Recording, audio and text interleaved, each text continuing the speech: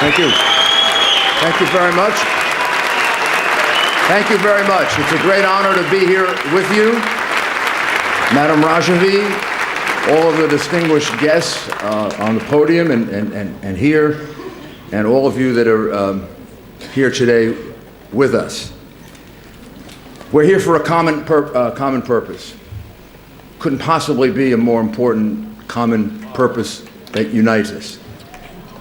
And that's the desire for freedom. It's a desire that exists in the human heart, in the human soul, in the human conscience. And no matter the obstacles put in its way, it always prevails. So I want you all to begin and to end today with great hope that you're on the right side.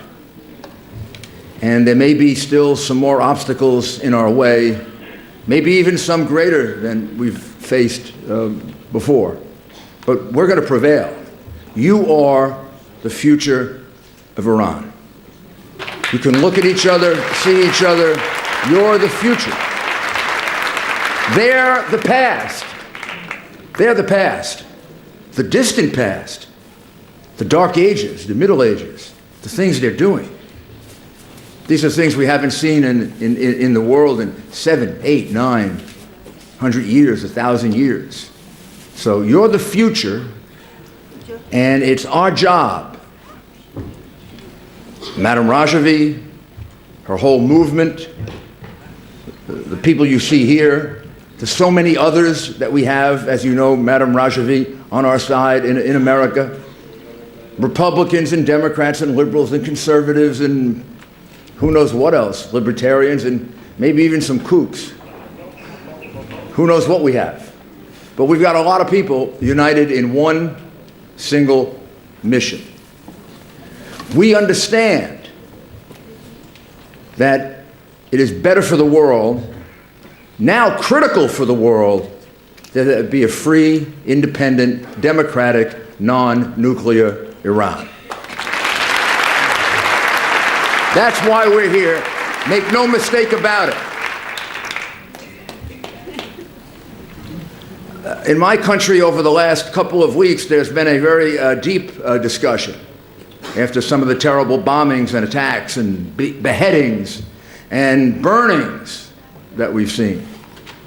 There's been a deep discussion of where's the alternative ideology within Islam to confront this barbarism, whether it's the barbarism of ISIS or the barbarism of the mullahs.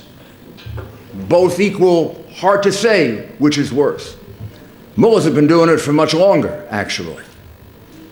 And the mullahs are much more organized. Remember, there is no one that disputes, that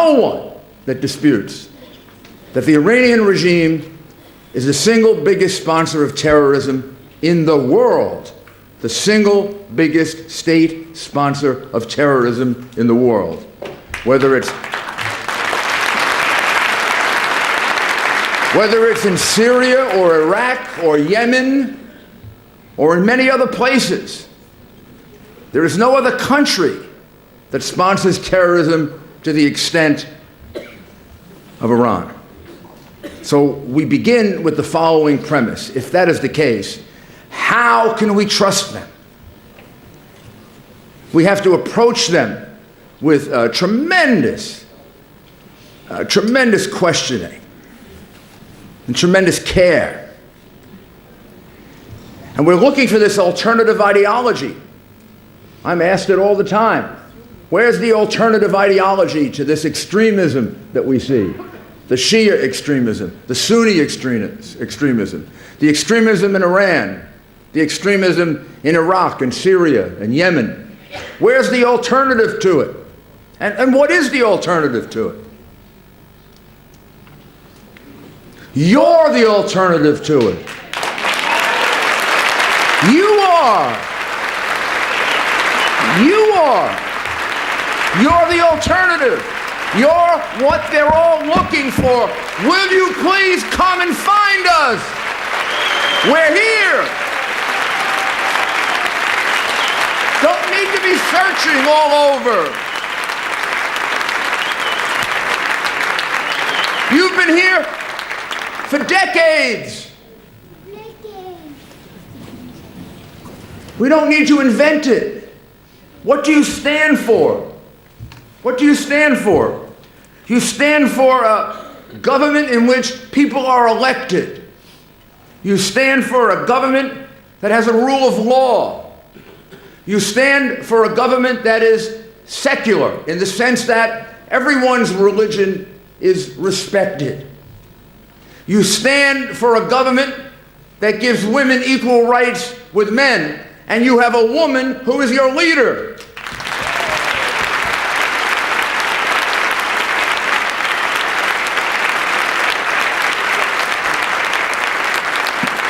You stand like we all do for the value of human life, every human life.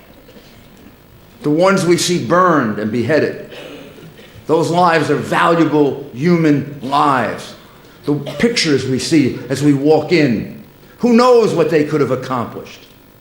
Patrick Kennedy or Alan Dershowitz, I don't remember which one, said to me, imagine if these people had lived. What could they have accomplished? Imagine if the people who were killed during the Holocaust, imagine if they had lived. Maybe we would have a cure for cancer now. Maybe our society would be beyond much of this because we lost so much. Seems to be lose our best people. Isn't that true, Madam Rajavi? When they kill and when they destroy and when they go into Ashraf as they did to kill our people. I consider them now, as all of us do up here, our people. When they came there and killed our people. They took some of our best people. They don't do this by accident. They do it by design. Well, you stand for all the things that we're looking for as this alternative to Islamic extremist terrorism. And you also stand for a non-nuclear Iran, which is so important to the safety of the region and the safety of the world. So stop looking. Here it is.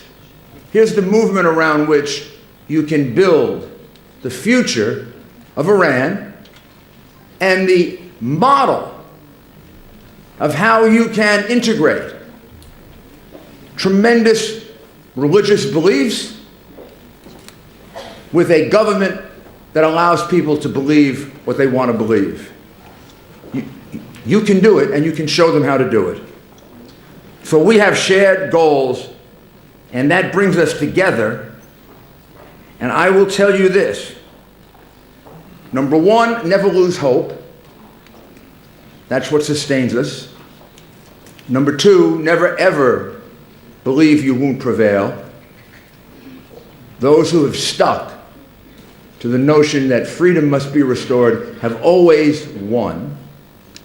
And third, it's for all of us to do a better job. All of us. Me, all of the people you see on this panel, and all of you, to do a better job of getting this message out to the whole world.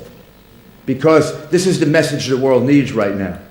The world needs to know that within the Islamic religion, within Iran, the majority of people, I am sure, if not the vast majority of people, want what you want.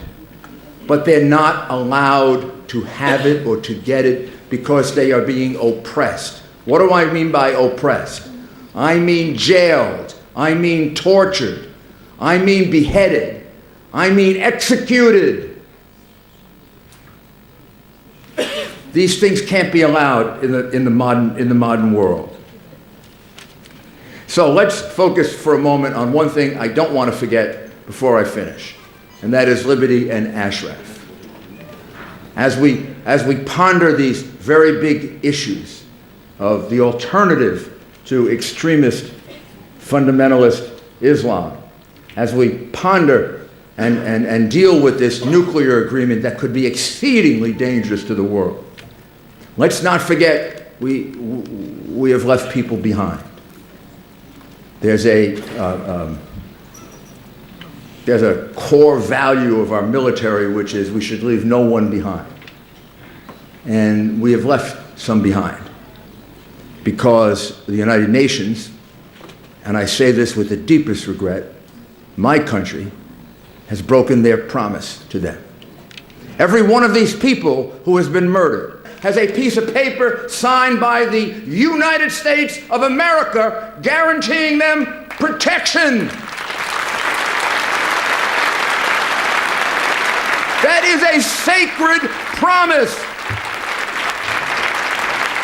We can disagree as Americans about everything because we're a democracy, but we cannot disagree about our honor as a country.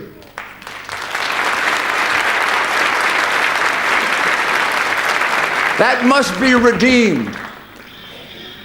Those people should have been removed 2 years ago, 3 years ago, with American airplanes taken to America. We signed the promise, not Albania, not Italy, not France, not Germany, not Japan. It was signed by the United States of America, a country that supposedly values liberty above all else, and a country that is a country of honor. And I am personally disgraced by the inability of my government to live up to its word. There should be no question about it, no diplomacy about it. No other Iranian issue should stand in the way of the United States of America keeping its word and preventing these people from being murdered.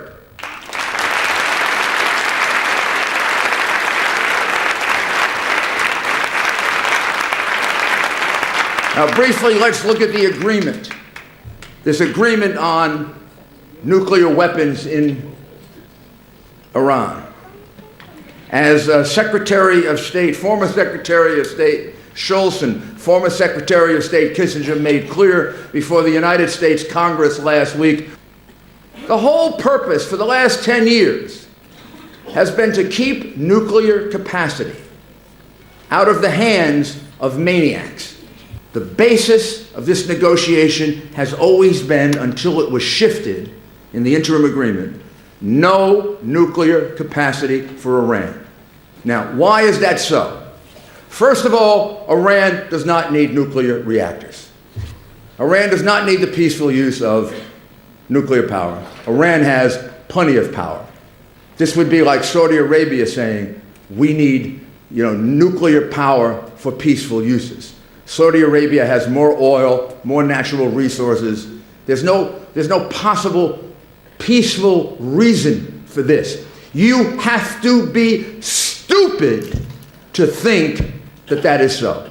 I'm going to say it again. You have to be stupid, dumb, ignorant, immature, and foolish to think that Iran wants this for peaceful purposes. They don't have enough energy in Iran. Well, we know why they want it. They want it so they can be a nuclear power, so they can assert themselves, so they can do what they've been doing, which is taking over Iraq, taking over Syria. See how far they can go. See how big their kingdom can become. See how big their empire can become. This is why they want it. And this is why at the core of whatever we agree to, if we do agree, then Iran has to give up any form of nuclear power. No, we shouldn't be measuring the amount of enrichment. You know why? There should be nothing to enrich. And if we do, we get to a second level of stupidity.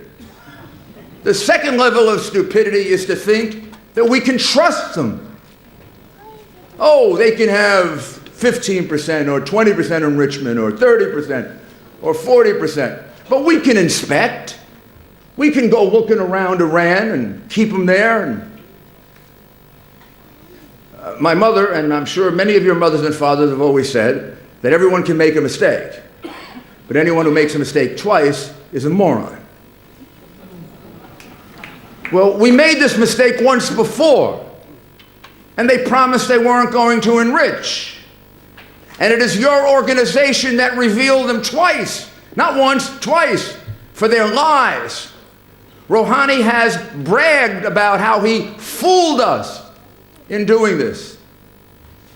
So how can we possibly be negotiating with them for any kind of nuclear capacity and have any sense that they're going to be any more honest now than they were then? So the core of this agreement has to be no nuclear capacity for Iran. And an Iran that promises in the agreement to cease supporting terrorist groups in Iraq and in Syria and in Yemen and in other parts of the world. That should be linked to this agreement.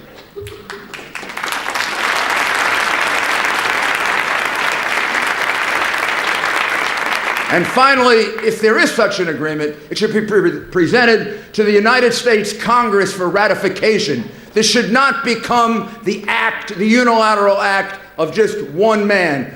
That is not America.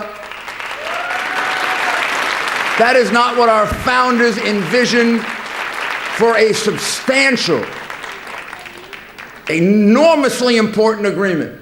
This is a treaty, and it is subject to ratification. This should not be done by the act of one man, no matter how big his ego is. His ego is not as important as the freedom, peace, and security of the world. This should be presented to Congress for ratification so the American people, not just one man, with one singular purpose, gets the chance to do this. This should be the act of the American people, not just one man.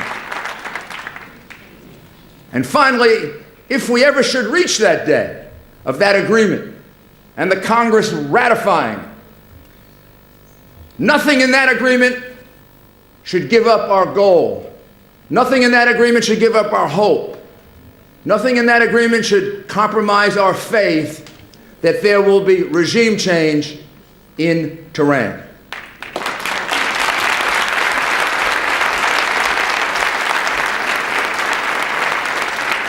Finally, we have to see the connection between the different forms, so-called different forms, of Islamic extremist terrorism.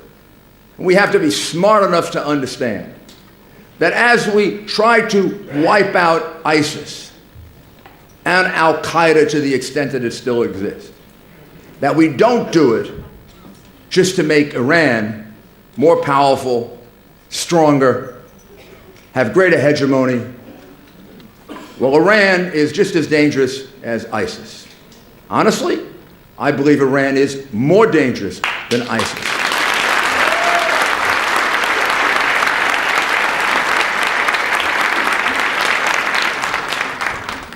We don't need Iran to wipe out ISIS.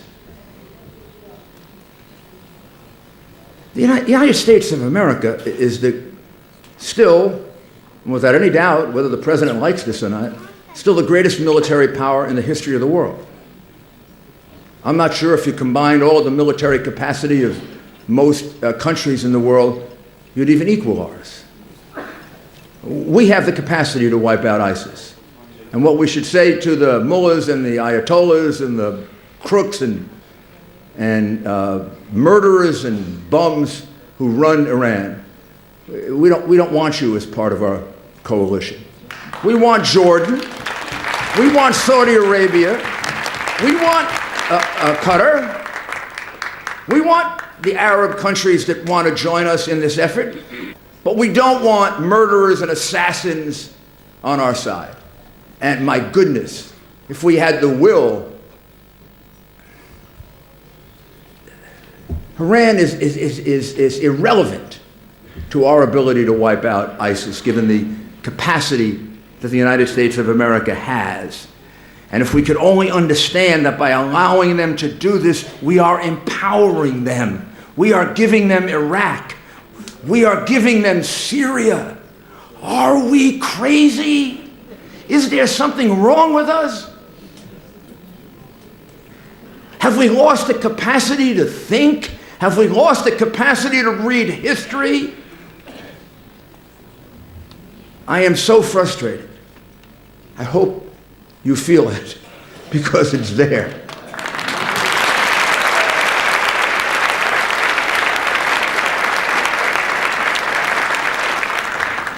And let me take the liberty for one moment as a former almost seminarian, and therefore someone who spent a great deal of his life studying theology, including your religion. There is no reason why the Muslim or Islamic religion cannot be made consistent with the modern world. There's absolutely no reason for it. And to a religion that is perfectly consistent with the principles of democracy, freedom for women, freedom for all, and the ability for people to have a life in which they are free of oppression. It can happen. Not only that, it will happen. Ultimately, here's what our job is, all of us, however or wherever we operate. Here's our job. Ultimately, that's the way Iran is going to be. And whenever that day is, you're going to be looked upon as heroes. But I want that ultimately to be now. I want that ultimately to be as soon as possible. I want that ultimately to happen as quickly as we can make it happen. You know why? Because fewer people will die, fewer people will be slaughtered, fewer lives will be taken. And if we can have an Iran that shows the way to a modern state where the majority population is Muslim, but they respect greatly the values of all other religions and people. If we can create an Iran like that, we can create a Middle East like that. And then ultimately we can create a world like that, and we can have peace. That's your goal. Don't give up hope no matter what happens, no matter how many attacks, no matter how many killings.